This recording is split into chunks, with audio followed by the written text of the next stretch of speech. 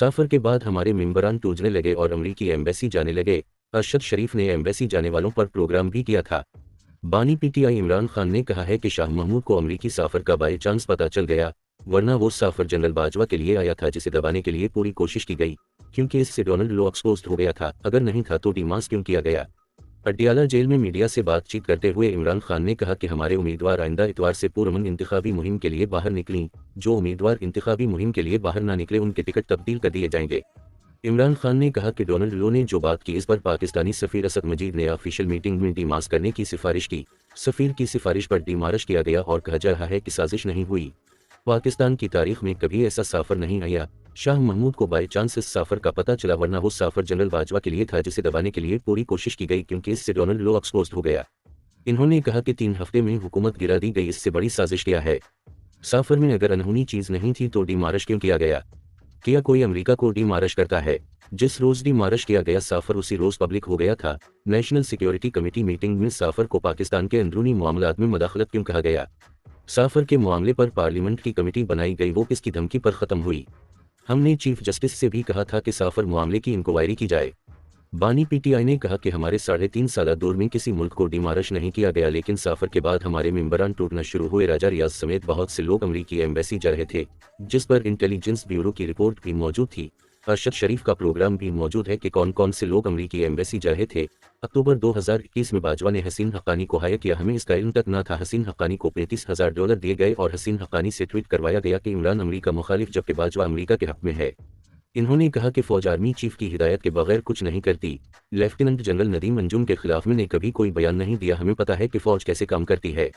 इमरान खान ने कहा कि हमें इंतखाबी मुहिम नहीं चलाने दी जा रही। मेरा और नवाज शरीफ का मामला अलग है। नवाज शरीफ और मरियम नाहल हुए थे, जबकि शहबाज शरीफ को बाजवा की मुकम्मल हिमायत हासिल थी।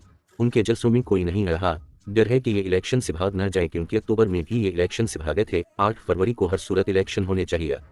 इमरान खान ने कहा कि जावेद हाशमी जेल में रह चुका है, वो समझता है कि मेरे खिलाफ सब कुछ एस्टेब्लिशमेंट करवा रही है।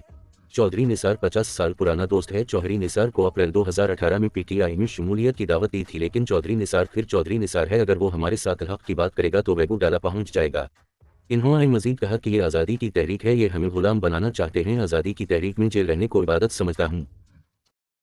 पावर शो के दौरान चेयरमैन पीटीआई पार्लियामेंटेरियन परवेज खटक ने अपने खिताब में कहा कि इमरान खान जहनी बीमार है, उनको किसी चीज का पता नहीं है। तफसीलात के मुताबिक सवाबी के इलाके छोटा लाहौर परवेज खटक ने जलसा से खिताब किया। अपने खिताब में इन्होंने कहा कि खैबर पख्तूनख्वा में सेहत कार्ड में ने शुरू किया था, इमरान खान तो बेखबर था। इन्होंने कहा कि हम $150 अरब कर्जादार हैं, जो सालाना $3 अरब बनते हैं। परवेज खटक ने अपने खिताब में कहा कि इमरान खान सिर्फ अमीर लोगों के साथ ताल्लुक बनाता है और इनसे पैसे खाने के बाद छोड़ देता है। इन्होंने छोटा लाहौर में जलसा से खिताब करते हुए कहा कि इमरान खान एक मगरूर और लापरवाह इंसान है। खैबर पख्तूनख्वा और मरकज में भी हुकूमत मैंने बनाई थी, इमरान खान तो कुछ नहीं समझता। परवेज खटक ने कहा कि खैबर पख्तूनख्वा पुलिस, सरकारी स्कूल्स और पटवारियों के लिए इस्लाहात मैंने किए थे। इन्होंने कहा कि 8 फरवरी को मैं सूबे का वजीर आला और हुकूमत पीटीआईपी की होगी। नेशनल सिक्योरिटी कमेटी में बुलाया गया, जहां सफर को डिमार्श करने का फैसला हुआ। असद मजीद का सफर केस में बयान रिकॉर्ड। इस्लामाबाद। सफर केस में साबिक सफीर असद मजीद ने बयान कलमबंद करा दिया, जिसमें कहा है कि खुफिया सफर टेलीग्राम में खतरा या साजिश के अल्फाज का कोई हवाला नहीं था। सफर पाकिस्तान और अमरीका ताल्लुकात के लिए एक धचका था। दौरान समात शाह महमूद और प्रोसिक्यूटर में तल्ख कलामी भी हुई। एक्सप्रेस न्यूज के मुताबिक खुसूसी अदालत के जज अबू अल हसनात जुल्करनैन के रूबरू सफर केस पर अड्डियाला जेल में समात हुई। बानी पीटीआई और शाह महमूद कुरैशी अदालत में पेश हुए। सफर केस में इस्तगासा के मजीद 6 गवाहों के बयान कलमबंद कर लिए गए। मजमूई तौर पर तमाम 25 गवाहों के बयान कलमबंद हो गए, जिनमें साबिक सफीर असद मजीद समेत फैसल तरमजी, फर्रुख अब्बास, अकबर दुरानी शामिल हैं। अमेरिका में तैनात पाकिस्तान के साबिक सफीर असद मजीद ने बयान में कहा कि जनवरी 2019 था मार्च 2022 अमेरिका में सफीर था। 7 मार्च 2022 को अमरीकी महकमा खारिजा के असिस्टेंट सेक्रेटरी बराए जनूबी और वस्ती एशियाई उमूर मिस्टर डोनाल्ड लो को वर्किंग लंच पर मदऊ किया था। ये एक पहले से तयशुदा मुलाकात थी, जिसकी मेजबानी वॉशिंगटन में पाकिस्तान हाउस में की गई। असद मजीद ने कहा कि मुलाकात में हुई कम्युनिकेशन का सफर टेलीग्राम सेक्रेटरी खारिजा को भिजवाया गया। पाकिस्तान हाउस में होने वाली मुलाकात में डिप्टी हेड ऑफ मिशन और डिफेंस अताशी भी मौजूद थे। मुलाकात में दोनों साइड्स को मालूम था कि मीटिंग के मिनट्स लिए जा रहे हैं। साफर टेलीग्राम में मुलाकात में होने वाली गुफ्तगू को इस्लामाबाद रिपोर्ट किया। खुफिया साफर टेलीग्राम में खतरा या साजिश के अल्फाज का कोई हवाला नहीं था। इन्होंने कहा कि मुझे नेशनल सिक्योरिटी कमेटी की मीटिंग में भी बुलाया गया। नेशनल सिक्योरिटी कमेटी की मीटिंग में डीमार्श इशू करने का फैसला हुआ। मैंने डीमार्श इशू करने की तजवीज़ दी थी। साफर मामला पाकिस्तान अमरीका ताल्लुकात के लिए धचका था। जज की गारंटी के बावजूद मेरे कागजात नामजदगी मुस्तरद हुए। शाह महमूद दौरान समाअत एक मौका पर शाह महमूद कुरैशी रोस्टरम पर आए और कहा कि जज साहब की जमानत के बावजूद मेरे साथ हाथ हुआ है।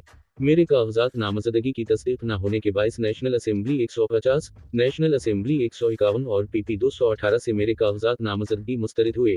मैंने कागजात नामजदगी की तस्दीक का कहा। इस पर जज साहब ने कहा मेरा हुक्मनामा साथ लगा दो। आपके हुक्मनामे के बावजूद मेरे कागजात नामजदगी मुस्तरद हुए। जज अब्बू अल हसनात जुल्करनैन ने जवाब दिया कि शाह साहब हमने कानूनी तरीकाकार पूरा कर दिया था। शाह महमूद और प्रोसिक्यूटर में फिर आज भी तल्ख कलामी, जज की मदाखलत। इस दौरान प्रोसिक्यूटर रिजवान अब्बासी के बोलने पर शाह महमूद कुरैशी गुस्से में आ गए। कहा कि मैं अपने बुनियादी हुकूक की बात कर रहा हूँ, ये बीच में क्यों बोल रहे हैं? तुम ऊपर से आए हो, कौन हो तुम, तुम्हारी क्या औकात है? शाह महमूद कुरैशी के प्रोसिक्यूटर से तल्ख जुमलों का तबादला हुआ, जिस पर प्रोसिक्यूटर ने भी शाह महमूद कुरैशी को मुखातिब करते हुए कहा कि तुम्हारी क्या औकात है।